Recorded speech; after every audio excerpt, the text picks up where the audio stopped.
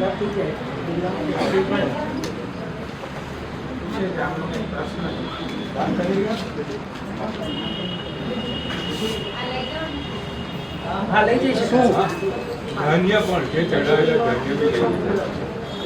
અને જેને કાર્ડ લઈ જવા તો કાર્ડ, થાળી ને પાટલો ને વાટકી સંઘની છે.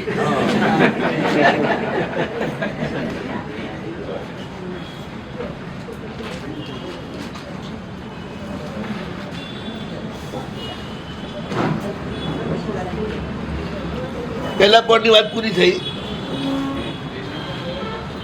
ધંધો વગેરે જોઈ અને પછી ઘરે જાય. ઘરે જઈ અને સ્નાન કરે. જ્યાં જીવાકુળ ન હોય, કીડીઓના દર ન હોય, બીજા કોઈ દર ન હોય, એ જગ્યાએ સ્નાન કરે. પણ ઉત્તમ શ્રાવક તો કઈ રીતે કરે ખબર છે? મોટો બાજોટ બનાવે, પરણાની વાળો, એના ઉપર નાય ને પાણી બધું જ કુંડીમાં આવી જાય, પછી યોગ્ય જગ્યાએ પટવી દે. ખ્યાલ આવ્યો ને? પાટલો મોટો, એના ઉપર બેસીને પરણાલી હોય એટલે બધું પાણી એમાં. ટબમાં નાય તો ચાલે ના, તો ગરમ પાણી હોય તો ટબ તો કેટલું મોટું હોય, નીચે વિરાટના થવાનો સંભવ. પાણી આવે તો નીચે ભેગું થઈ જાય. પંડાલીમાં તો બધું ખુલ્લું જ છે.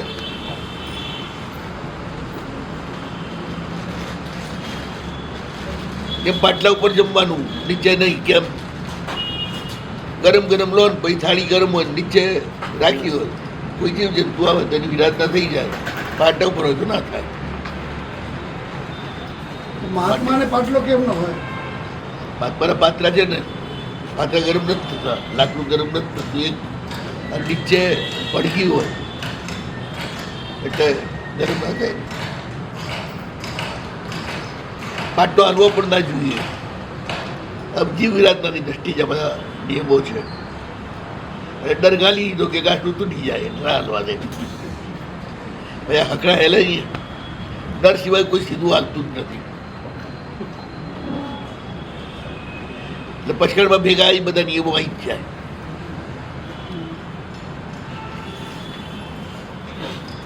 હવે સ્નાન કેવી રીતે કરવું? માથા બોળ કે નહીં? તો ટાઈમમાં હોય સ્ત્રી, એને સ્પર્શ થઈ જાય, ચંડાળ વગેરેનો સ્પર્શ થઈ જાય, સૂતક હોય, બનેલા સ્વજનનું કાર્ય કરેલું હોય, ત્યારે સર્વાંગ સ્નાન કરવું. માથા બહુ વાળ સાથે, બાકી નહીં કરવાનું. સહેજ ગરમ પાણીથી સ્નાન કરવાનું, સાવ ઠંડાથી નહીં. કવચના પાણી છે ને બધાને અનુકૂળ આવે. ભાઈઓએ પણ માથાબોળ કરવા, સૂતક થાય ત્યારે અથવા મલિન સ્પર્શ થાય ત્યારે માથાબોળ નાવાનું. નહીં એટલે ભાઈઓ પણ માથું ન ભીજાવાનું. રોજ નહીં, ભાઈઓએ નહીં ને બહેનોએ નહીં. કેમ? રોજ પાણી નાખો ને એ ચૂ થયા સિવાય રહે નહીં. પાણી ભરાય, સુકાય ક્યારે? બહેનો તો માથા બોલ થાય ને તો પછી તડકામાં એને વાળ લાંબા કરી આરામથી બે ચૂક્યું કરે, બધું કરે. માલ ધીરે ધીરે વાળ સૂકવી અને પછી ભોળા બાંધી લે. માથામાં પાણી રહી જાય ને એટલે જીવોત્પત્તિ થાય જ. અને જીવોત્પત્તિ થયેલી હોય તો મરી જાય. રોજ પાણી નાખો, બે વાત થઈ. કેમ ન નાવું? માથા ઉપર અહીંથી જ નાવાનું. સૂર્યને ચંદ્રના કિરણોના સ્પર્શથી આખી દુનિયા પવિત્ર થાય છે. માથા ઉપર સીધા એના કિરણો આવે છે, માટે માથું પવિત્ર થઈ જાય.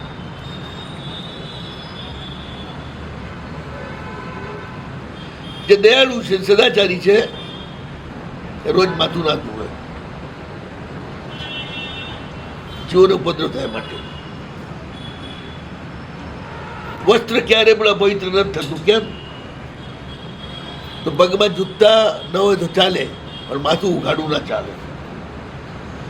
હમણાં કીધું માથા ઉપર સૂર્યના કિરણો સીધા આવે એટલે નહીં. કપડામાં થઈને આવે ને, પણ બહાર જાય ત્યારે.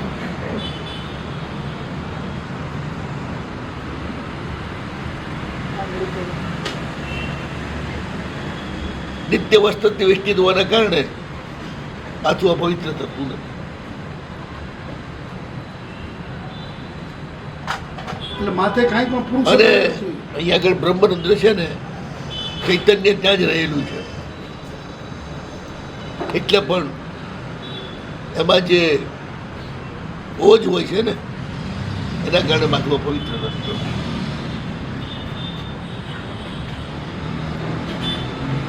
બ્રહ્મચારી સદા શુચિ, એટલે તો સ્નાન જ નથી કરવાનું.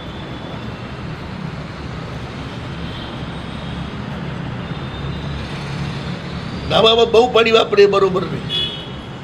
આટલું નાવાનું હોય ને, રોજ સાબુ લગાવવાનું નહીં, તો પણ ચામડીના રોગ થાય. અને પેલા સાબુ હતો જ નહીં, કંકોડી હતી, કંકોડી લગાડી નાહી લેતા, માટી મીઠ એ લગાડી નાહી લેતા, એટલે ચામડી ચળકતી રહે. સાબુ લગાડો ને તો ભાઈ ચામડી લુખ્ખી થઈ જાય, ચમક ઉડી જાય. ભાઈ ચમક વિનાનું રૂપાળું ના લાગે. અત્તર છાંટી લે ને પછી ચાલે. અત્તર છાંટી લે પછી ચાલે. એમનું કૃત્રિમ, એથી કઈ મતલબ નથી.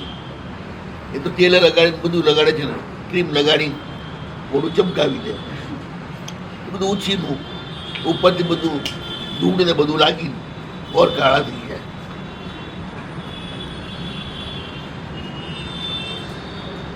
માથું તો હવે બહાર નીકળો ને એટલે ખુલ્લું નહીં રાખવાનું. સુરક્ષા માટે પાઘડી પહેરવી જોઈએ પુરુષોએ. બેન છે માથે ઓઢીને ચાલે. લાજ કાઢવાનું તો શું છે, જ્યારથી પરદેશી લોકો આવ્યા સ્ત્રીઓનું શીલ ઉઠાવવા લાગ્યું એટલે પછી એનું મોઢું ન દેખાય એટલા માટે લાજ કાઢવાનું શરૂ થયું. પહેલા માથે ઓઢે બસ, એ વિનય છે.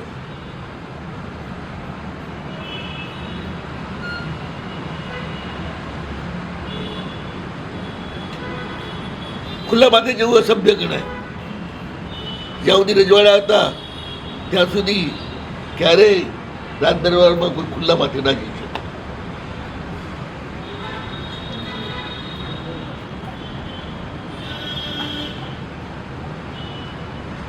બોલો. ભગવાન પાસે જાય ત્યારે તો મુગટ ઉતારીને જાય. હા, એ મોટું વાત કહેવાય. મંદિરમાં જવાનું છે, માથું મૂકવા જ જવાનું છે એટલે ચાલે. ત્યાં રાજાને માથું મૂકવાનું જ જવાનું.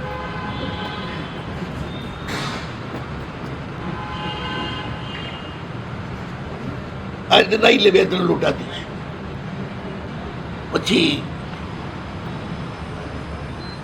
ચોખ્ખું પોતિયું પહેરી લે. પણ જ્યાં સુધી પગ ન સુકાય ત્યાં સુધી ઉઠીને જાય નહીં. કારણ શું? ભીના પગ હોય, ધૂળ ચોટે, કચરો ચોટે, એટલે પાછા પગ અપવિત્ર થઈ જાય.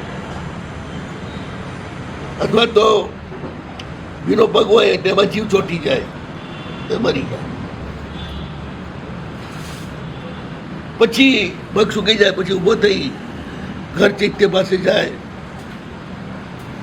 પછી ભૂમિ સંભાળના કરે, ત્યાં કચરો કાઢી લે, પછી પૂજાના વસ્ત્ર ત્યાં રાખેલા હોય એ પહેરી લે. એટલે પૂજાના કપડામાં કાજો ન લેવો નહીં. પછી મુખકોશ બાંધે. અને બધી જ વસ્તુઓ 7 પ્રકારની શુદ્ધિવાળી: અંગ, વસન, મન, ભૂમિકા. પૂજોપકરણ સાર ન્યાય દ્રવ્ય વિધિ શુદ્ધતા શુદ્ધિ સાધન. પુરુષે સ્ત્રીના કપડાં પહેરવાની, સ્ત્રી પુરુષના કપડાં પહેરવાની પૂજામાં.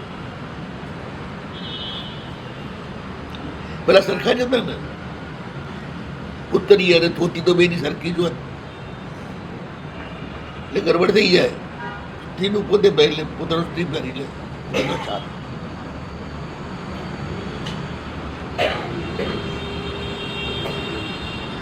એકબીજાને રાગ થવાનો સંભવ છે આનાથી માટે. પછી એક કલશમાં નિર્મળ પાણી લઈ આવે, એનાથી ભગવાનને શુદ્ધ કરીને શુદ્ધ કપડાથી ભગવાનને કોરા કરી દે. પછી અષ્ટ પ્રકારની પૂજા કરે.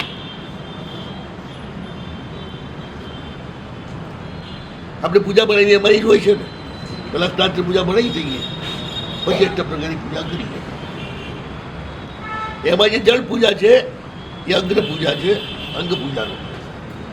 અને પૂજામાં ગળ્યું જ નથી પહેલા તો. ભગવાનને નવડાવવું એને પૂજામાં નથી ગળ્યું.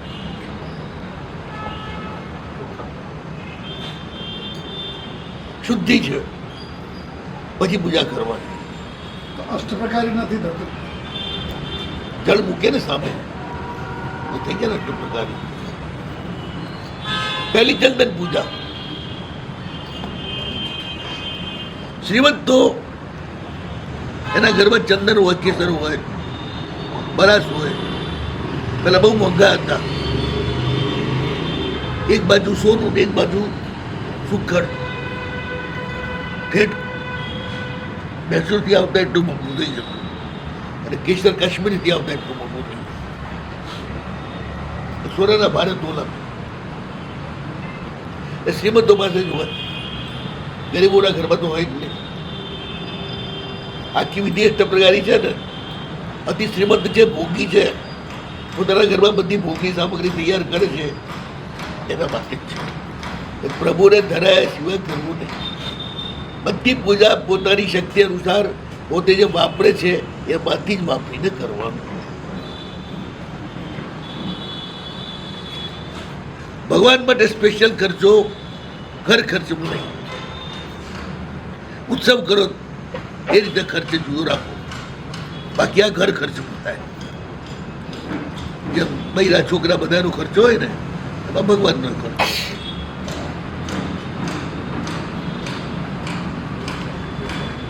ભગવાનને રાગ નથી, રંગ નથી, માટે જ એમને કેસર લગાડવાનું ને લાલ સુર્ખ બનાવી દેવાના.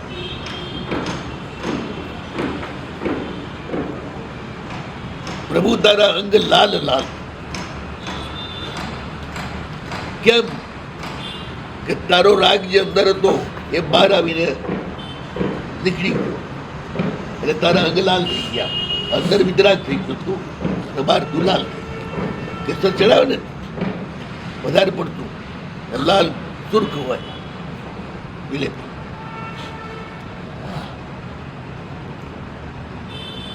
દવાંગી અલગ વિધિ છે પાછી. એવી રીતે ફૂલ, જાઈ,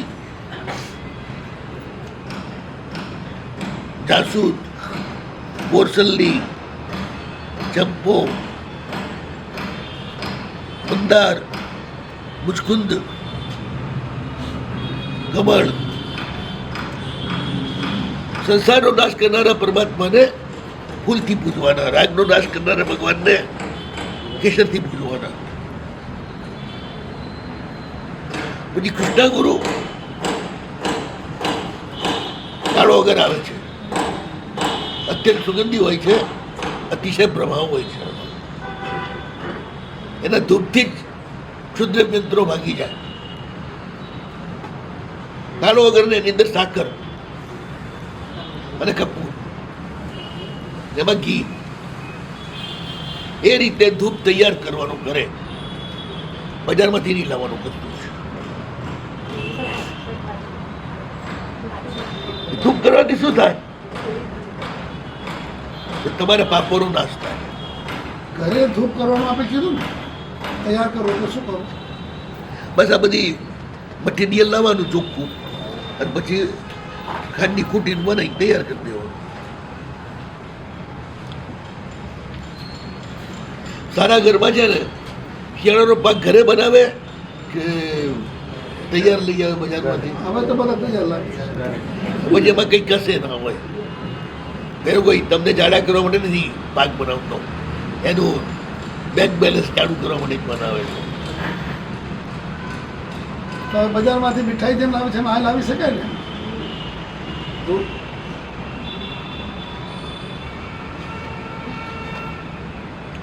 કાલ બૈરું વેચાતું લાવતો, છોકરા વેચાતું લાવતો.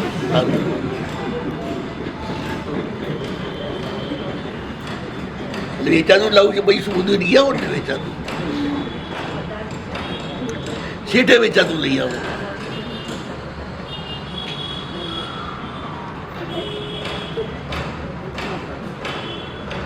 જેને અહીં સુખો પૂર્ણ ભોગવી પછી મોક્ષ મેળવવો છે એના માટે આ બધી વાતો છે, મારા તમારા માટે નથી.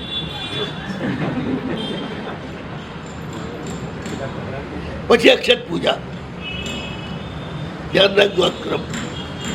ચંદન, ફૂલ, ધૂપ, પછી અક્ષત.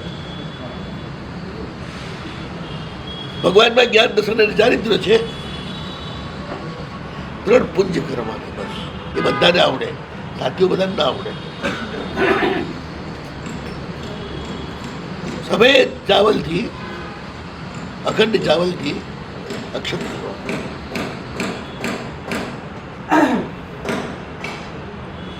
અથવા ભગવાનની ઉપર ચડાવવાના અક્ષત. ક્યાંય ચડતા હોય હા, વધાવે ત્યારે ચડે જ છે, પાટણમાં ચડાવે છે. પણ વિધિ એ છે અંગ પૂજામાં વિલેપન પૂજા, વાસક્ષેપ પૂજા, અક્ષત પૂજા અને પુષ્પ પૂજા. ફૂલે ચડાવવાના, અક્ષતે ચડાવવાના. ખીચડિયા ચોખા ના ચાલે, ખાવામાં ચાલે, ભગવાને ચડાવવામાં ના ચાલે.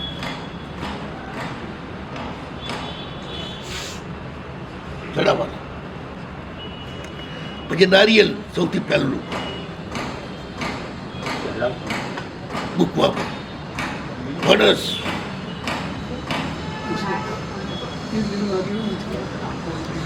બીજોરું,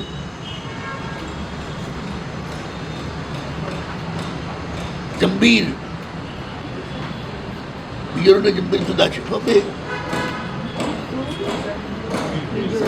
પછી બદામ, જંભીર એટલે મોટું ખાટું લીંબુ આવે ને આવડું મોટું, એ જંભીર કહેવાય. જમીરી પણ કહે ને. બીજોરું અને જમીરીમાં ફરક છે. બીજોરું પાકે મીઠું થઈ જાય, જંભીરું મોટું લીંબુ જ છે ને રે ખાટું.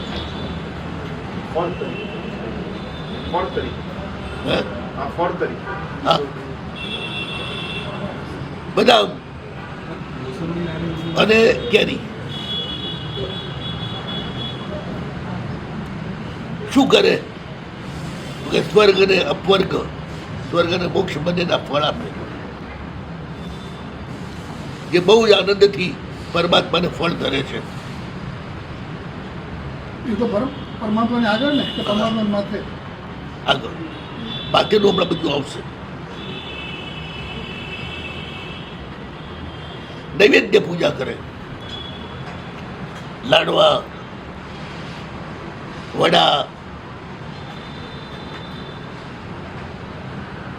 ઘીથી ભરેલા માંડા, પકવાન, મસ્ત ભાત અને ઓસામણ. બહુ ટેસ્ટ આવે ને એવી બધી ચીજો લેવાની ને. જાડી જાડી રગડા જેવી થોડી દાળ લઈ લેવાની.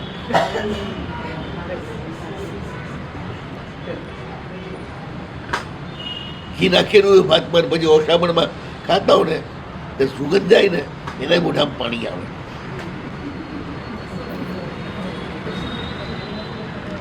ભગવાન એવું જ ધરાય. બધું આવી ગયું. મોદક, વડા, નમકીન, માંડા, એટલે આપણે દહીથરા જેવું હોય ને એવું મોટું હોય. પછી ઉત્તમ ભાત અને દાળ.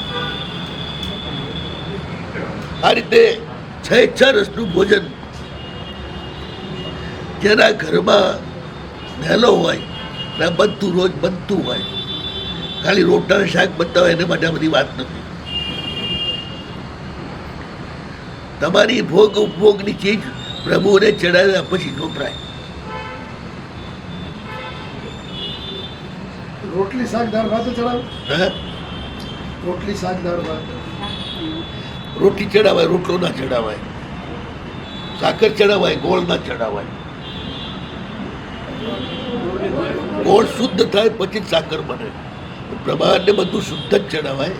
એમાં થોડો પણ કચરો હોય એ ભગવાનને ના ચડાવે. કોલ્હાપુરી ગોળ ચડાવી શકો. કેમ કહું પાછો?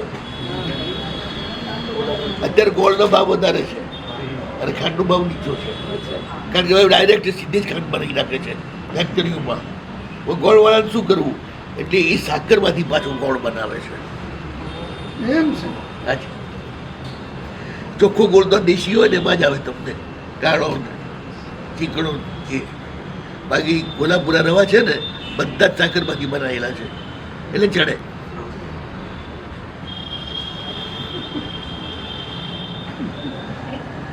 એટલે આપણે ગોળવાળા હતા એટલે આપણે ખબર છે કે કોદાડો બાપ કોતર રવાને અડ્યો નથી. હવે 2 વર્ષની ઉંમરે હું ધંધો કરાઈ ગયો હતો.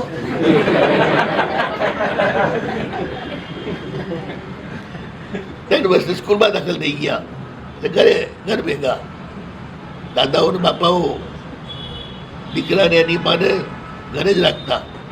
ઘર ખુલ્લું રહેતો, પોતે પૈસા કમાય અને સાવિકા પુણ્ય કમાય દેવગુરુની ભક્તિ કરીને.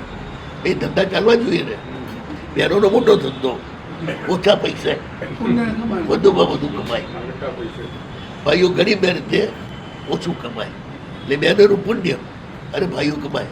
અને જેના પુણ્યથી ભાઈ કમાતા હોય ને એ બેન તો ઉપડ્યા ના ઉપડે.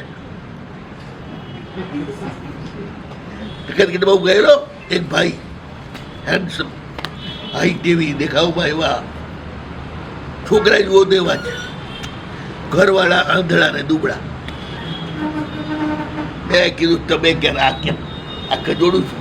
અરે સાહેબ, એ આંધળીના પગ પડ્યા ને મારા ઘરમાં પછી જ મારે તાન બાન ને બધું થયું છે. તો મારી લક્ષ્મી છે, એની જે ઈચ્છા હોય મારે કરી દેવાનું. એ કે સંખ્યામણ કરું છું કરી દેવાનું. એ કે પારણા કરે પારણા કરાવી દેવાનું. બધું જ કરવાનું મારે. એને પારણા માંગ્યા હતા. કેમ માંગો છો? તો એની ઈચ્છા છે પારણા કરાવવાની. એટલે પુણ્યશાળી છે ને એને દેવતાઓ દાસ થાય તો ભાઈ ધણી તો એની પાછળ હાલે. એમાં નવી શું છે?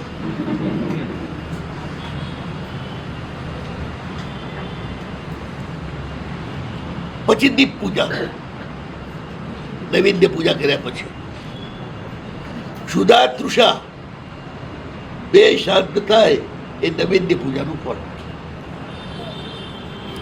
ભૂખ અને તરસ. દીપ પૂજા ભગવાન તો પાપનો નાશ કરનારા છે.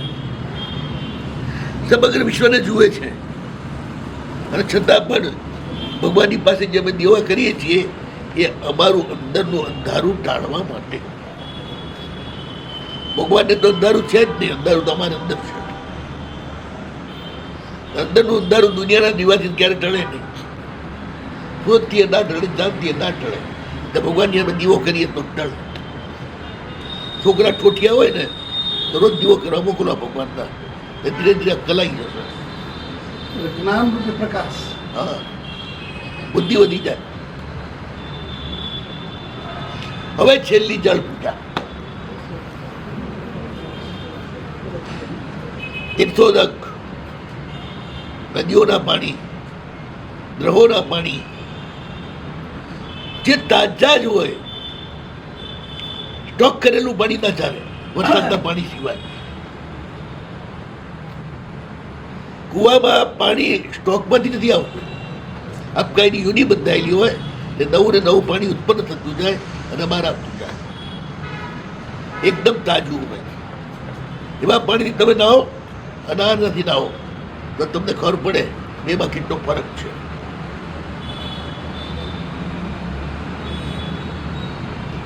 સ્વામી દયાનંદ આજ પાણીથી નાહતા, એકવાર પાણી ઓછું પડ્યું એટલે થોડું વાસી પાણી ઉમેરી દીધું. માણસે જેવા નાયા અને માથે લોટો નાખ્યો નાતા તરત ઊભા થઈ ગયા કે પાણીમાં વાસી વાળી ભેળવ્યું છે કે નહીં. એટલી ખબર પડી. જાડી ચામડીને તો આદત છોડી દો, મગર જેવા હોય ને એને કઈ ખબર ના પડે. આમ તરત કેમ આમ પેલું થઈ જાય? તમે કહો પાછું એમ કહો કે બધાને ખબર પડે પછી વાર શું કેવું?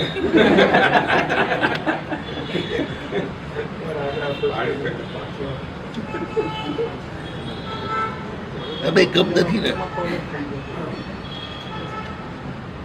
બસ સંસ્થાનો તાપ દૂર કરી દે. પાણી આ પ્રકારની પૂજા પ્રક્ષાલ કર્યા પછી કરવાની. તૈયાર થયેલા ભગવાનને ફેર નવડાવવાની. આંગીમાં વધારો કરી શકો, આંગી બગડે એ રીતે ચંદન ચડાવવાનું નહીં. છેલ્લે પાણી આગળ ધરવાનું એવું કર્યું. જમે ને ત્યારે છેલ્લે પાણી ભરે ને તો પહેલા પાણી ભરે પી જાય તો પછી પેલાનો માલ વધી જાય. ખાઈ જ નહીં માણસ, પેલા પાણી ન પીવું, ના આપે જ નહીં. જમણવારમાં તો પેલા શરબત ને પાણી ને જ પાતા. એ જો પાછું જુદું થયું. શરબત અલગ ચીજ છે. અગ્નિ પ્રદીપ્ત કરે એવા શરબત પીવડાવે તો થોડો માલ વધારે જાય. એવા ચાટણ આપે,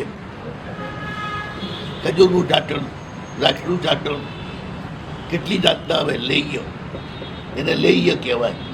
પછી ચોસ્ય, શેરડી વગેરે મૂકે, એને ચૂસીને નાખી દેવાનું. આ બધું જમ્યા પહેલા તરત શાંત થઈ જાય એટલે પછી આરામથી જમી શકો. લેહ્ય, ચોસ્ય, પેય, ખાદ્ય, બધા પ્રકારો છે. જમવાનું એટલા તો દેવોનું જમવાનું છે ને, એમાં વટથી વ્યવસ્થિત જમવાનું હોય છે, ગમે તે મૂળ જમવાનું હોય. અત્યારે આપણે પૂજા ચાલે છે. હાલો, આ રીતે અષ્ટ પ્રકારની પૂજા થાય. પ્રક્ષાલ કર્યા પછી ઘર દેરાસર ક્યાં બનાવવું? ઘરમાં પવિત્ર જગ્યા હોય જેમાં કોઈ શલ્ય ના હોય એવી જગ્યાએ ડાબા હાથે 1.5 હાથ ઊંચી પીઠિકા ઉપર દેરાસર બનાવવું. ઘર દેરાસર. ઘર દેરાસરમાં ભગવાનનું મોઢું દક્ષિણ ને પશ્ચિમમાં હોય, સાધકનું મોઢું પૂર્વ ને ઉત્તરમાં હોય. ઊંધું. ઘર દેરાસરમાં તમે મુખ્ય, ગામ દેરાસરમાં ભગવાન મુખ્ય. ગામના દેરાસરમાં ભગવાન પૂર્વ ઉત્તર સન્મુખ જોઈએ અને ઘર દેરાસરમાં દક્ષિણ ને પશ્ચિમ. હવે પૂર્વ દિશા તરફ અથવા ઉત્તર દિશા તરફ મોઢું રાખી અને પૂજા કરે. વિદિશા અને દક્ષિણ એને વર્જવાની. પૂર્વ સન્મુખ પૂજા કરે તો લક્ષ્મી આવે. અગ્નિ ખૂણામાં કરે તો ક્લેશ થાય. દક્ષિણમાં કરે પૂજા તો મૃત્યુ થાય. નૈઋત્યમાં કરે અચાનક ઉપદ્રવો થાય. પશ્ચિમમાં કરે તો છોકરા તરફથી દુઃખ પડે. વાયવ્યમાં કરે તો વાંચ્યા રહે, સંતતિ થાય જ નહીં. ઉત્તરમાં કરે તો મહાલાભ, ઈશાનમાં કરે, ઈશાન તરફ મોઢું રાખીને તો ધર્મમાં સ્થિર થાય. એટલે પૂર્વ, ઉત્તર અને ઈશાન ત્રણ જ દિશા.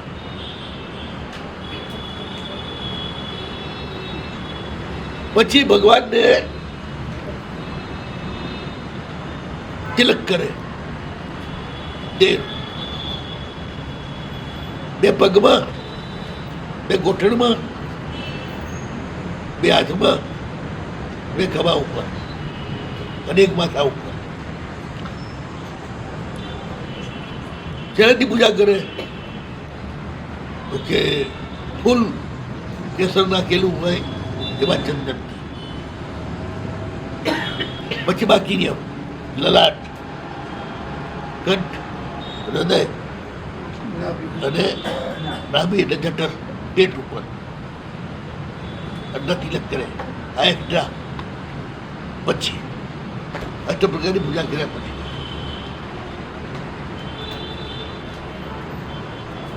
જનરલ પ્રભાતે સુગંધથી વાસક્ષથી પૂજા કરે, મધ્યાહને ફૂલથી પૂજા કરે, સંધ્યામાં ધૂપ દીપથી પૂજા કરે. આ ઘર દેરાસરમાં અષ્ટ પ્રકારની કરવી જ જોઈએ એવું નથી. ઘર દેરાસરમાં જેને જેવી સગવડ, પ્રક્ષાલ પણ નહીં, કશું જ નહીં. ધાતુની મૂર્તિ ને રત્નોની મૂર્તિ અપવિત્ર થતી નથી. એને વારંવાર ધોવાની નાખવાની. પાષાણની મૂર્તિને જ સાફ કરવી પડે વારંવાર. દેવલોકમાં રહેલા પાષાણના પરમાત્માનું શું થતું હશે? પાષાણના છે જ નહીં ત્યાં. શાના? પથ્થર તો અહીંયા જ છે, આપણા લલા કપાળમાં. ત્યાં તો રત્નો જ છે બધા. શું છે રત્નો? આ વિમાન રત્નો ના હોય, ભગવાન થોડા પથ્થર ના હોય. શાશ્વત પ્રતિમાઓનું વર્ણન સૂર્યપ્રગ્રમથી ગીરેમાં વાંચજો. પ્રતિમાઓમાં કેટલા રત્નો હોય છે. આંખમાં રત્ન જુદું, હાથમાં રત્ન જુદું, બધા જુદા જુદા. પ્રભાતમાં શુદ્ધ વાસક્તિ, કોઈ વિરાધના નહીં, કોઈ જીવની વિરાધના નહીં. બપોરે પુષ્પથી પૂજા કરી લે ઘર દેરાસર. સાંજે ધૂપ ને દીવો કરી લે. એક પુષ્પના બે ટુકડા કરવા નહીં, બાંધી દો, છુટ્ટી પાડવી નહીં.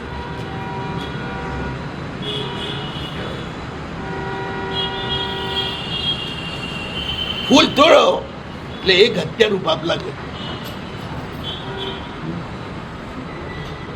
આંગી માટે, કોઈના પણ માટે ફૂલ ક્યારે તોડવા નહીં, છૂટા કરીને લગાડવાની.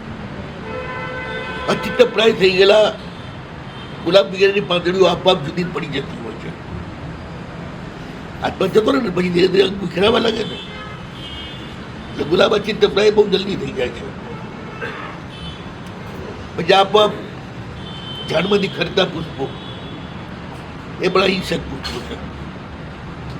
જાય જુઈ અને પારિજાત, જેને હર શિકાર પણ કહે છે. ખોબે ખોબા એમના ચડાઈ દેવાના ભગવાનને સીધા.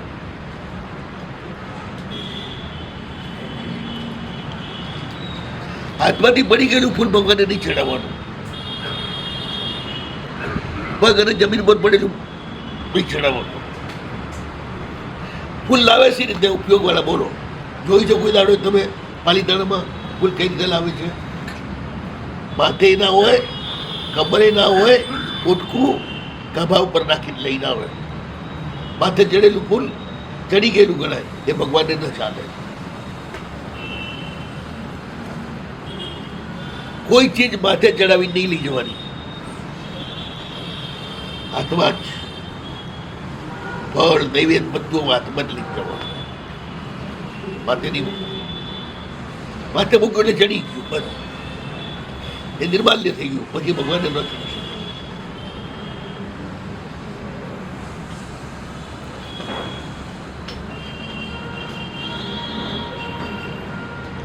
એટલે માથા ઉપર લાવેલી હોય માલણ કે માળી, તો એ ફૂલ ભગવાનને ચડે નહીં અને લેવાનું નહીં. પછી ફૂલ અણવિંદ જોઈએ. સાચા માળીઓ કોઈ દાડો વિંધીને માળા ન બનાવે, દોરીથી જ બનાવે. વિંધેલું ફૂલ એટલે પરણેલી છોકરી જેવું ગણાય. ભગવાનને બધું કુંવારું ચડે, બીજું ના ચડે.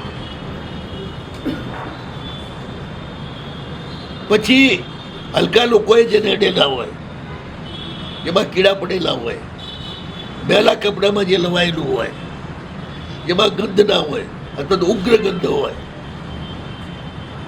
એવા ફૂલ નહીં લેવાના. ઉગ્ર ગંધમાં શું? માથું ભરી જાય એવી ગંધ હોય એની. દુર્ગંધ, સુગંધ હોય પણ બતાવો. બુચનું ઝાડ જોયું છે? બુચનું ઝાડ, બુચનું ઝાડ બગીચામાં હોય છે. ઉપર શિયાળામાં ઝુમકા ફૂલના લટકતા હોય, સેજ હાલે એટલે ફૂલની નીચે ચાદર થઈ જાય, અતિ સુગંધી, શરદી થઈ જાય એવી. એ ફૂલ ભગવાને ના છે.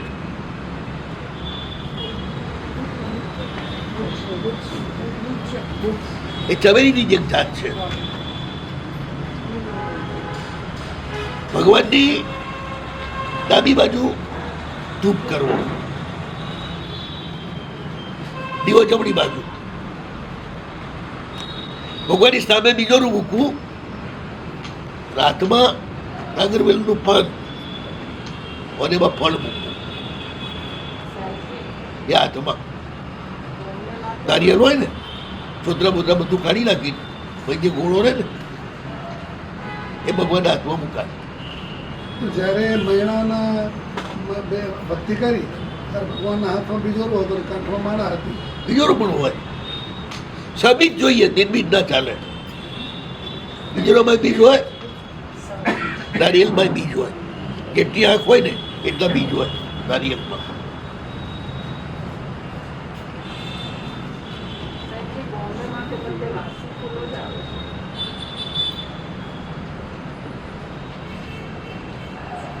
શું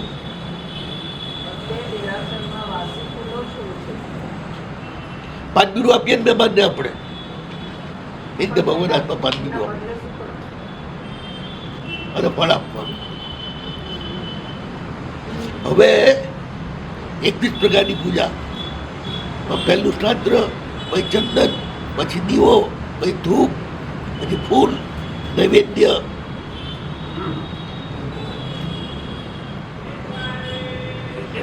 પછી વારી, પાણી, ધ્વજ, વાસક્ષમ, અક્ષત, બદામ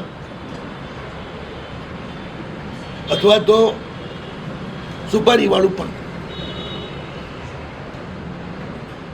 કોષની વૃદ્ધિ કરવી, ભંડારમાં ફળ ચડાવવા, વાજિંદ્ર વગાડવું, ગીત ગાવા, નૃત્ય કરવું, છત્ર ચડાવવા, ચામર ધરવા, મસ્તાંગી કરવી. આ 21 પ્રકારની પૂજા થઈ. 17 પ્રકારીમાં આખી અલગ ચલાઈ. આની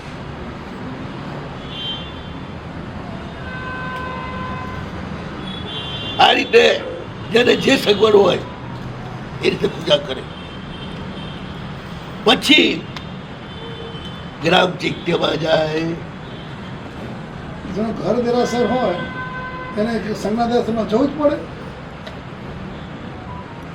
બિલકુલ ન જાય તો પ્રાચીનતા આવે. અને ઘર દેરા કરતા ત્યાં વધારે સારી પૂજા કરવી જોઈએ. એટલે જ આપી દીધું ને, સવારમાં સખ્ય, બપોરે પુષ્પ અને સાંજે ધૂપી, પતિ. કોઈ ઝંઝટ જ નહીં ઘર દેરાસરમાં. તમારા છોકરાઓને ભગવાને દેરાસર ના મૂકી આવવા પડે આટલા શોર્ટમાં.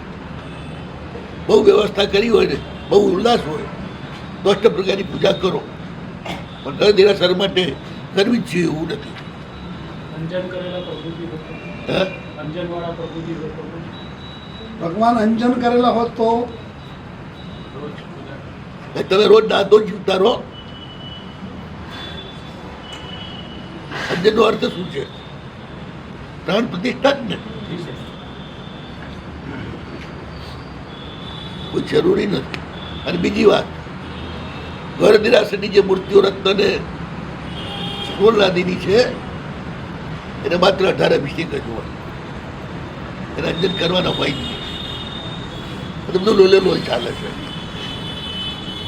1000 મૂર્તિઓની અંજન શલાકા હોય, આચાર્ય એક જ કરવા વાળા હોય, મુહૂર્તમાં થઈ શકે? મુખ્ય મૂર્તિ હોય ને જે, એને મુહૂર્તમાં આચાર્ય અંજન કરી દે, કોસ્મિક એનર્જી એમાં પ્રવિષ્ટ થઈ જાય, પછી આચાર્ય મુદ્રા કરે. આ કોસ્મિક એનર્જીને ખેંચવાની મુદ્રા છે. એ મુદ્રા કરી અને પોતે વચ્ચોવચ્ચ ઉભા રહે.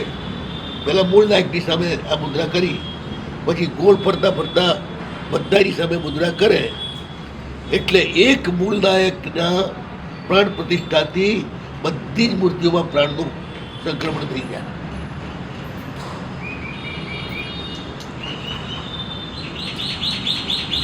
બે નજરે જોયેલું છે. જાલોરમાં અંજન સલાહ હતી. સૌભાગ્યજી મહારાજ બહુ જબરદસ્ત સાધક, 96 વર્ષની ઉંમર, 250 પ્રતિમાની અંજન સલાકા. અંજનની રાતે કોઈ ઠાઠ ઠઠારો નહીં, અંધારું ઘોર. મંડપમાં પણ એક જ દીવો મળે, ભાઈ કઈ ના મળે.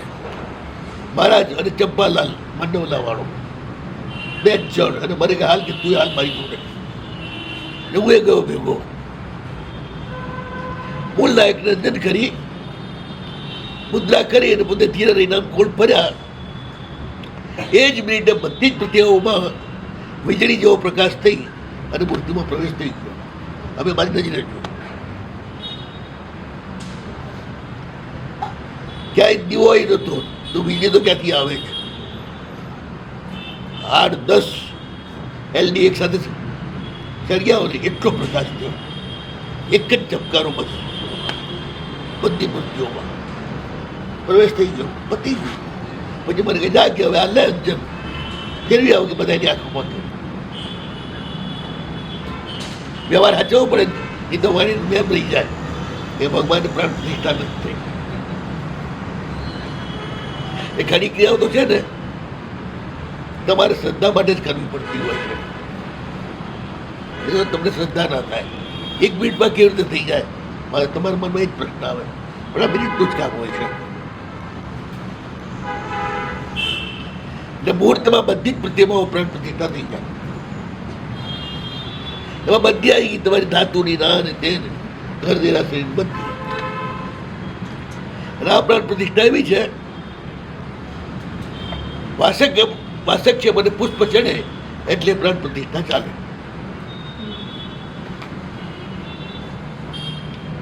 જમીનમાં દાટે ને સુગંધિત એકદમ રેતી હોય, બધું નાખેલું હોય, સેંકડો વર્ષ સુધી સુગંધ ના જાય, પછી દાટી દે તો સેંકડો વર્ષ સુધી એમાંથી પ્રાણ નથી જતો,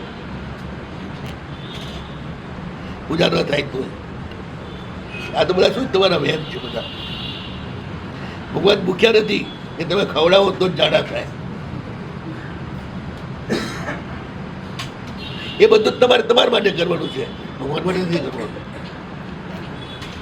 ભગવાન પાસેથી તમારે કંઈ લેવું હોય તો કરવું પડે. ભાઈ મોટર મૂકી છે પેટ્રોલની, કે તમે ચલાવવું હોય તો પેટ્રોલ ભરો, ના ચલાવી તો પડી. જ્યારે પણ ભગવાનથી કંઈ લેવું હોય તો પહેલા પેટ્રોલ ભરો, નૈવેદ્ય કરો, કંઈ બી કરો, પછી કહો ભગવાન આ કામ કરજે, એટલે ભગવાન તમે ઘરે પહોંચે પહેલા કામ કરતા ગયા. તમને કામ લેતા જ ક્યાં આવડે છે? બધા મફત લાલે છે.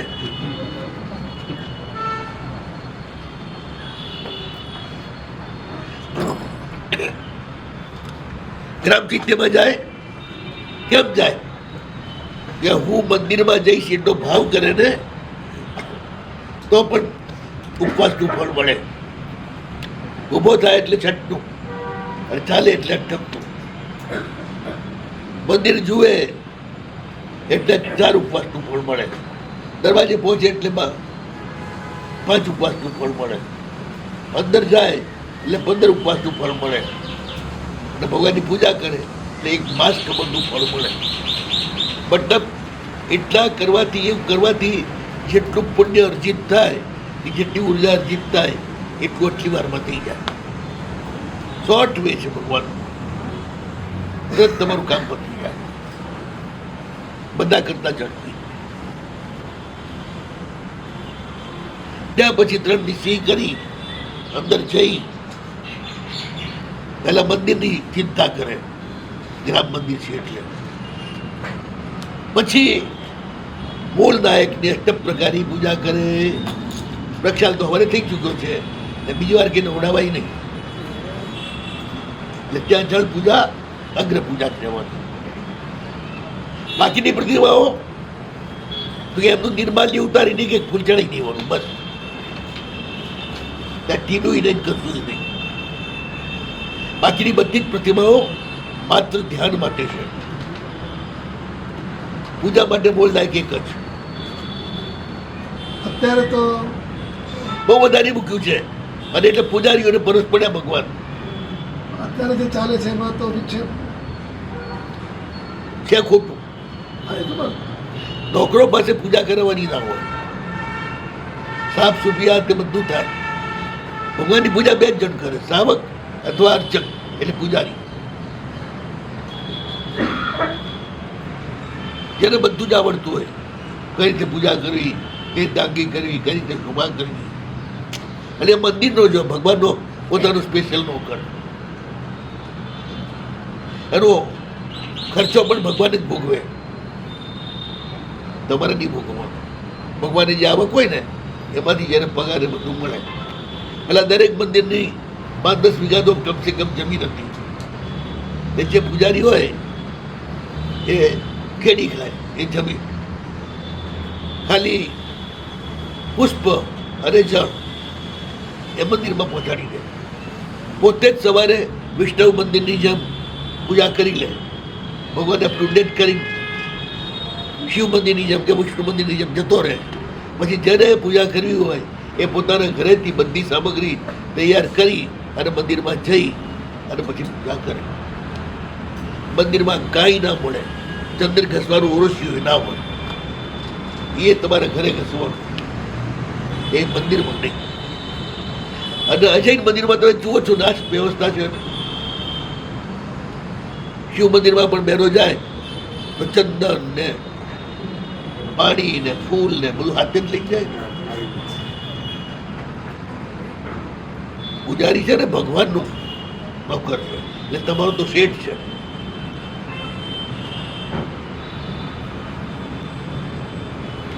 તમારે ભાઈ કામ લેવું હોય તો એને શીખ આપવી પડે. શીખ એટલે એ જમાનામાં 1 રૂપિયો, 2 રૂપિયા, 5 રૂપિયા અને વર્ષો જ કહેતા. બધા પૂજારીને આપે જેની જે શક્તિ હોય. મહિને 2 આના, 8 આના, 4 આના. એ કરતા તો પૈસો મોટો હતો ને ગાડા જેવડો.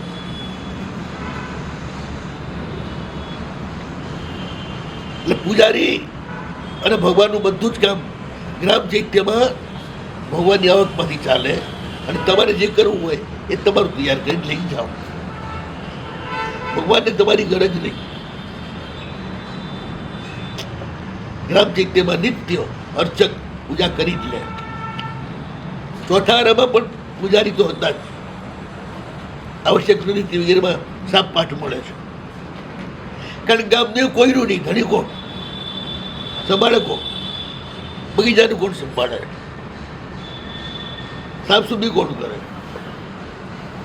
એટલે બધું જેમ દરબારની અંદર ઠાકોરના નોકરો હોય ને બધા કામ કરે એ જ રીતે. કઈ સંઘ વેઠ કરવા ના જાય. સંઘ તો ભેટ ધરે જે શક્તિ હોય. ત્યાં નાથદ્વારામાં છે ને રોજ છે શું કે ને માવન કે 56 ભોગ રોજ જે ચડે. કોઈ પર્સનલ ચડાવવા વાળો હોય તો ઠીક, તો મંદિરની આવકમાંથી ચડે, પણ ચડવા જોઈએ 56 ભોગ. એમાં ના ચાલે. પરિસરમાં આગી ટોપમાં ટોપ થવી જ જોઈએ, ભગવાનની સ્ટેટસ પ્રમાણે, તમારા પૈસા પ્રમાણે નહીં. ભાઈ દેવદ્રવ્યને કરવાનું શું? ધૂપ દેવાનું? તમારા માટે મંદિર બનાવવાના? નો. જીર્ણોદ્ધાર, પ્રભુની પૂજા અને મહાપૂજા, એના માટે જ દેવદ્રવ્ય વાપરવાનું.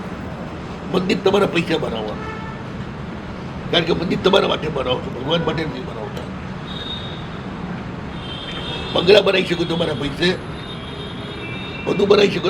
મંદિર બનાવતા જ જોર આવે છે, શું ચાલે બધું. દેવદ્રવ્ય તમારા સંઘમાં ઉત્પન્ન થયેલું તમારા સંઘમાં ન વાપરી શકાય નહીં. તો એ દેવદ્રવ્ય ભક્ષણનો દોષ લાગે. એ અન્ય સંઘોમાં તીર્થોમાં જ આપી દેવાનું, એને રાખવાનું પણ નહીં.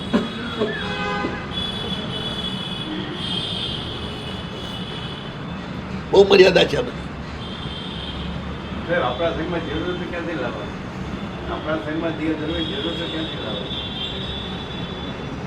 આપણા સંઘની આવક ભગવાનને સોંપ્યા પછી ભગવાનની છે, અને ભગવાનના નામે બહાર જાય, તમારા નામે નહીં. તો આપણા સંઘ માટે બહારથી લવાય કે નહીં? સંઘમાં વ્યવસ્થા જ ન હોય તો પહેલા આ પૈસા નહીં કરવાની, પણ વધારે છે એફડી નહીં કરવાની. આપણું કહેવું એમ છે કે જો જીર્ણોદ્ધાર કરવો હોય તો સંઘમાંથી જ પૈસા ઊભા કરવા. ના, નવું બનાવવા માટે છે, પછી બધું દેવદ્રવ્ય માટે. તો આપણે ત્યાં ઉપર સંઘમાં જીર્ણોદ્ધાર, સજાવવું, આખું સોનાના પત્રની સજાઓ, એ બધું દેવદ્રવ્યમાંથી થઈ છે. પોતાના સંઘના પ્રયોગો. પણ આપણા સંઘમાં દેવદ્રવ્ય હોય એનાથી જીર્ણોદ્ધાર તો થઈ શકે ને? એ તો કહું છું. પોતાના દેરાસર. હા હા, બધું જ થાય, પણ કોઈને ના આપવા પડે એટલા માટે ખોટા જીર્ણોદ્ધાર ના કરવા. અને એવું બહુ ચાલે છે. હા, અપ ટુ ડેટ મંદિરને ઉતારી નાખે પાછું. બીજા નવા દેરાસરમાં પૈસા વળી સુગુરા બીજાને આપવા થાય. ના ભાઈ, જીર્ણોદ્ધાર પણ ચાલે. સાહેબ કંઈક નવું દેરાસર બનતું હોય તો સંઘના દેવદ્રવ્યના પૈસા ત્યાં ફાળવી શકાય? જે બનાવે એ પોતાની શક્તિ અનુસાર પોતાના પૈસે બનાવે. માત્ર તીર્થમાં આપી શકો, જે સમ્યક દર્શન માટે જ બનતું હોય, જ્યાં કોઈ પૂજા કરવા વાળા નથી, સંઘ નથી, પણ એવા 4 રસ્તા છે ત્યાંથી હજારો લોકો પાસ થાય છે, ત્યાં મંદિર બનાવી દેવાનું વચ્ચોવચ્ચ. હનુમાનજીનું ને શિવજીનું બને છે ને બાપડું મરી જાય. આવતા જતાં બધા દર્શન કરે, એ જ એનું ફળ. એ દર્શન કરે એટલે મોદી બીજ મળે અને સમ્યક દર્શન નિર્મળ થાય. એ માટે વાપરી શકો. તીર્થોના વહીવટમાં પૈસા આપી શકો દેવદ્રવ્ય. તમારા મંદિરમાં નહીં એટલે નહીં. પણ જૂનું મંદિર બાંધ્યું હોય અને ભગવાનના પૈસા ભેગા ત્યાં તમે જો છો ત્યાં ત્યાં સમજી લો, તો એ પૈસામાંથી નવું સરસ મંદિર જીર્ણોદ્ધાર કરો એટલે બાંધી શકો. પણ મજબૂત હોય તો નહીં. આ પાડી છે શાસ્ત્રમાં. મજબૂત મંદિરને જે તોડે એટલે ઘોર નરકમાં જાય.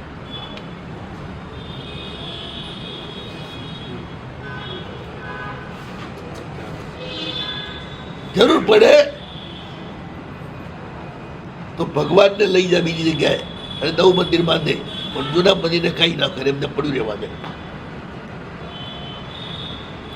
એને અડવાનું જ નહીં. કદાચ નથી જગ્યા તો જીર્ણોદ્ધાર કરે, મતલબ પ્લેન થઈને એ રહેવા દે, ઉપરનું બધું નવું કરે. કારણ કે અસંખ્ય લોકો આવ્યા હોય, આચાર્યો આવ્યા હોય, બધા બેસીને ત્યાં સાધના કરી હોય, એટલે પ્લીન્થમાં જબરદસ્ત ઉર્જા હોય, એને તોડવાની નહીં, એને એમને જ રાખવાની. હવે બોલ લાયક દષ્ટ પ્રકારની પૂજા, બાકીના બધા જ પ્રતિમાઓને માત્ર કુલ ચડાવી દેવા. નિર્માલ્ય હોય તો ઉતારી નાખવાનું, મોત પીછળ. પછી અવગ્રહથી બહાર નીકળે 9 હાથ અને 60 હાથ બહાર નીકળી કોઈ ચૈત્ય વંદન કરે. ગ્રામ ચૈત્યમાં, ઘર ચૈત્યમાં આર્યનથી આવું છે. ચાહે 1 સક્રસ્ત હોય, ચાહે 2 સક્રસ્ત હોય, ચાહે 5 સક્રસ્ત હોય, એ મોટું દેવવંદન. એમાં સ્તુતિ કરે ત્યારે યોગ મુદ્રાથી કરે, પછી ચીન મુદ્રાથી વંદન કરે, મુક્તરા સુક્તિ મુદ્રાથી પ્રણિધાન કરે. જય વિરાટ. આ બધું તમને આવડે જ છે. બાકી રાખો. પાછો ઘરે જાય પૂજા કરીને, પછી જમે.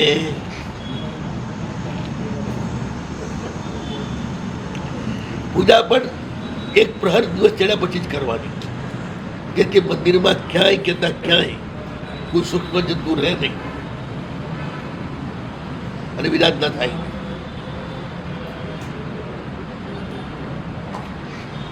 પછી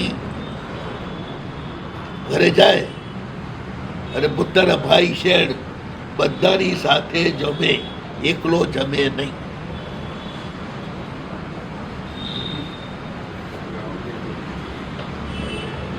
પગ ધોયા વગર ના જમાય, ગુસ્સામાં હોય ત્યારે ના જમાય. આઈ પણ નહીં હોય તો શું થશે? હવે તો એક જ વ્યક્તિ હોય છે, કાં તો ભાઈ કાં બેન. આપણે તો પુણ્યશાળીની વાત કરીએ છીએ.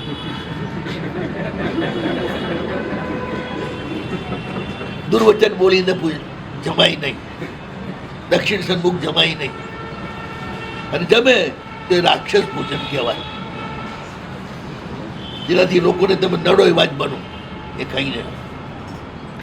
તો રસોડું હોય જે કિચન હોય એ પ્રમાણે ડાઇનિંગ ટેબલ રાખીને આવું કરવા જાય તો બધું બગડી જાય. આપણે જે છે કહેવાનું, પછી એ જાણીને એમનું કામ જાણે. ખાડો હોય ખાડો કહેવાનું, ટેકરો ટેકરો કહી દેવાનું, પછી જે કરવું એ કરે. બરોબર.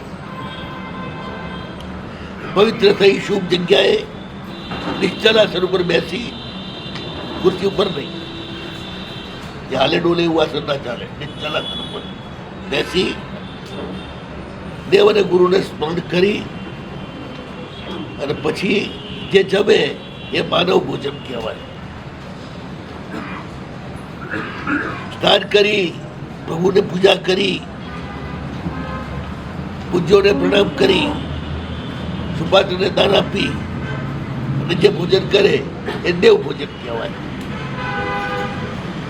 3 પ્રકારના ભોજન છે: રાક્ષસ ભોજન, માનવ ભોજન અને દેવ ભોજન. કયું કરવું એ તમારે છૂટવાનું છે. આ બાપજી કહે છે બધી છૂટ લો તો રાક્ષસ ભોજન થાય, સાચો તો માનવ ભોજન થાય. અને પ્રભુ સાથે બધી ક્રિયા કરી પછી કરો તો દેવ ભોજન થાય. એ ભોજન એવી બુદ્ધિ આપે એ થોડી મહેનતમાં બહુ મોટો નફો મળે.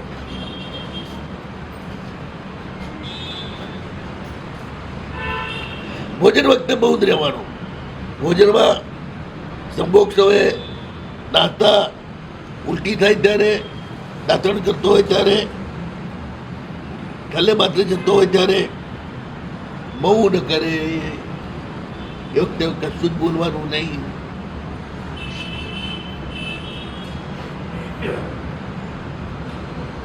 પછી અગ્નિ ખૂણો, નૈઋત્ય ખૂણો, દક્ષિણ, આ 3 દિશા છોડી દેવી જમતી વખતે. આ 3 દિશામાં મોઢું નહીં કરવાનું.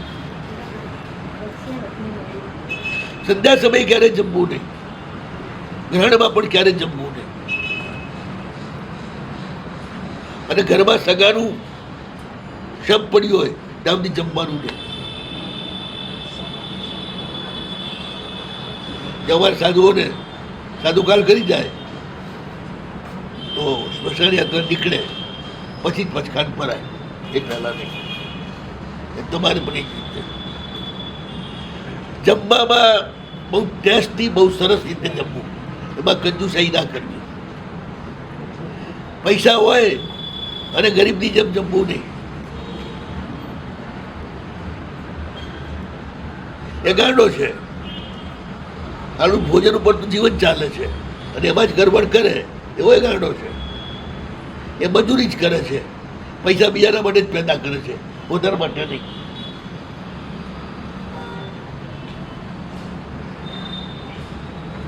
જૂના જમાનામાં એવું જ હતું.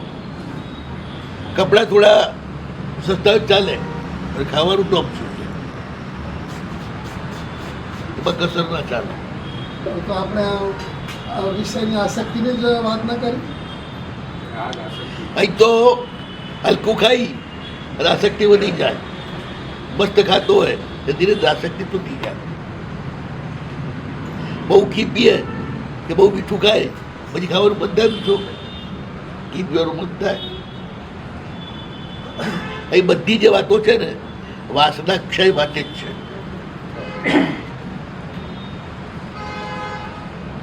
અજ્ઞાત ભોજન ના કરવું. જ્ઞાતિ ભ્રષ્ટ જે હોય, જેને દાંતમાંથી કાઢી મૂક્યો હોય, એના ઘરે જમવું નહીં. સામે ના પડવું સમાજની. અજ્ઞાત ફળ ના ખાવું ક્યારે પણ. પછી જેના ઘરમાં બાલ હત્યા થઈ હોય, ગર્ભ હત્યા થઈ હોય, ગો હત્યા થઈ હોય, બ્રહ્મ હત્યા થઈ હોય, એના ઘરનું પાણી પણ પીવું નહીં. જેને ગર્ભપાત કરાવે એના ઘરે પણ પાણી ના, પાણી પણ નહીં પીવાનું. ગર્ભપાત સૌથી મોટું પાપ છે. ઘણી વાર તો છોકરી સમજીને છોકરાને પડાવી નાખે અને પછી મરી જાય તો છોકરો ના આવે. બીજી વાર ઘણા જોયા છે મેં. જે આવે છે ને વાત દેવતાએ દીધેલા છે, ને મારા દેવના દીધેલ છો. મધ્ય માંસ માખણ, અચ્છા સ્વગોત્ર ફેદી નાખ એટલે પોતાના કુટુંબમાં લડાઈ કરાવનારો.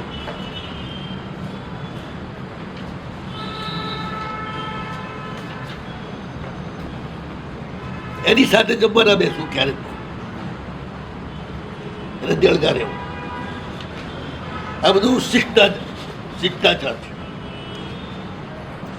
મધ્ય માંસ માખણ મધ, 5 વડના ફળ, અનંતકાય, અજ્ઞાત ફળ, રાત્રિ ભોજન,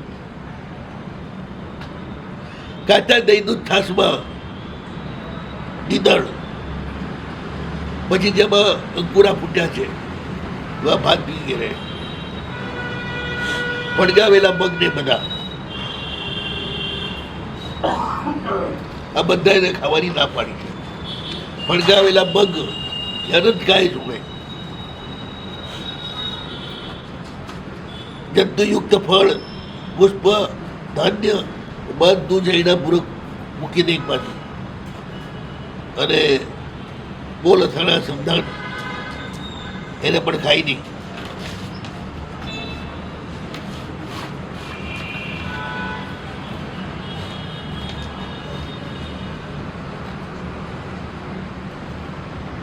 જેને ખાતા વાર અને જેને જતા વાર એના કામમાં શું ભલી વાર. જેને ખાતા વાર અને જતા વાર.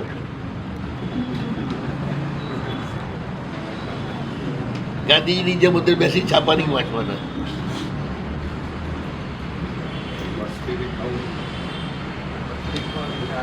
બસ પૂરું જ થાય.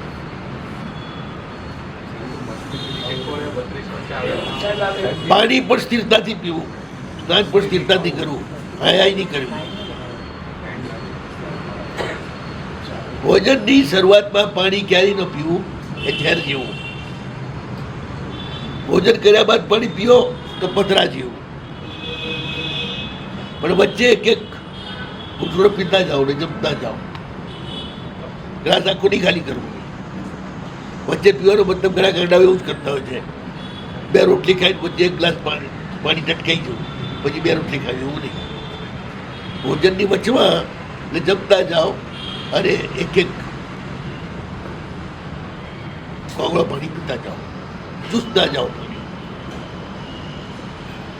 અજીર્ણ હોય ત્યારે ભોજન કરવું નહીં. ખાડા ઓડકાર આવતા હોય, છારિયા ઓડકાર આવતા હોય, પગલા ઝાડા થઈ જાય, ત્યાં અજીર્ણના લક્ષણો. અને પોતાની પ્રકૃતિને હોય એ ભોજન જ કરવું, તે પણ ટાઈમ ટુ ટાઈમ. ટાઈમ ક્યારે ચૂકવો નહીં. 100 કામ મૂકીને જમવું. જે ટાઈમસર જમે એ ક્યારે વાંધો ના પડે. એક રાજા એકદમ પંક્ચ્યુઅલ 11 વાગે એટલે બેસી જવાનું, જમી લેવાનું. એક વૈદ આવ્યો કે આ મોટી પાર્ટી જો હાથમાં આવે તો પૈસા ઘણા મળે.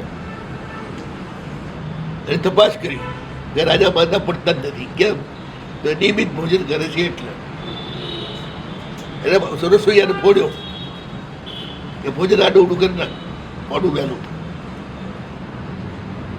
પૈસા આપીને ફોડ્યો એટલે પેલા તો જમવાનો તો રાજા સાહેબ બધા એટલે કહી દીધું, સાહેબ આજ તો થયું નથી પૈસા, મને તાવ આવી ગયો.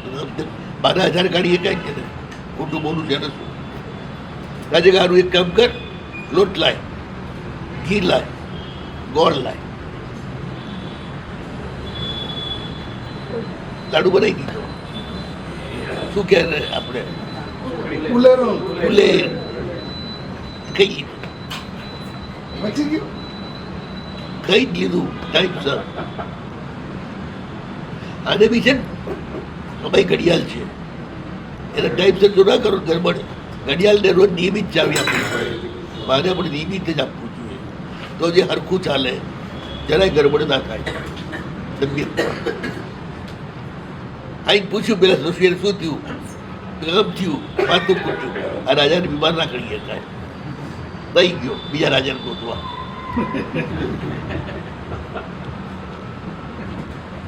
આપણે કહે છે ને દૂધે વાળું જે કરે, દહીંના હરડા ખાય, હરડે ખાય.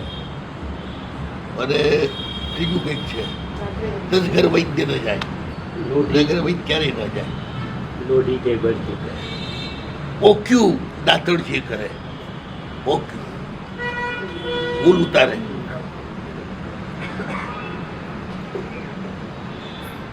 જમ્યા પછી મુખ શુદ્ધિ કરવા માટે અંદર રહી જાય દાણા વગેરે તો ઇન્ફેક્શન થવાનું સંભવ છે. એટલે સોપારી વાળું પાન અંદર મસાલા નાખેલું એ ખાય. આ રિવાજ હતો આપણે ત્યાં. અગ્નિ પ્રદીપ્ત થાય માટે, મોઢું સાફ થાય માટે. વ્યસન નતું. 10 મહાશ્રાવક છે ને એમણે જ્યાં બધું નિયમન કર્યું ને, એમાં આટલા પાન બીડા ખાવા એ પણ ત્યાં નિયમન કર્યું.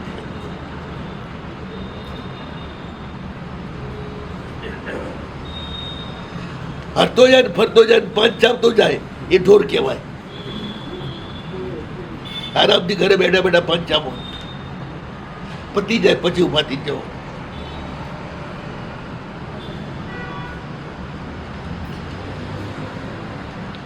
પછી આખી સોપારી ગુદાડો દાંતથી તોડવી નહીં. એ પણ આમ લક્ષણ છે.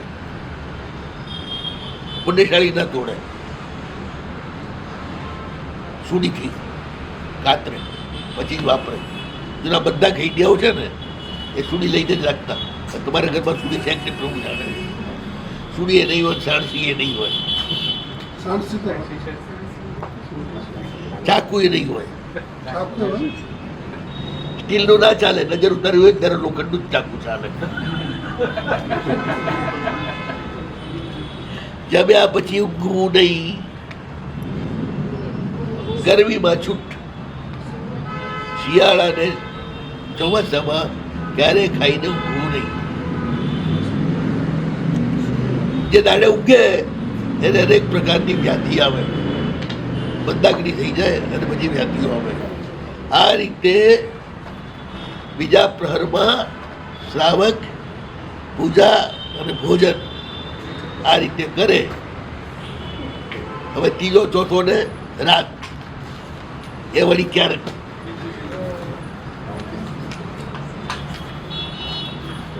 ડિટેલમાં તમને ઘણી બધી વાત કરી દીધી છે. અને કદાચ આનું પુસ્તક એ સમયના હાથમાં આવી જશે એટલે પાછું તમારે મન પૂછવા નહીં આવવું પડે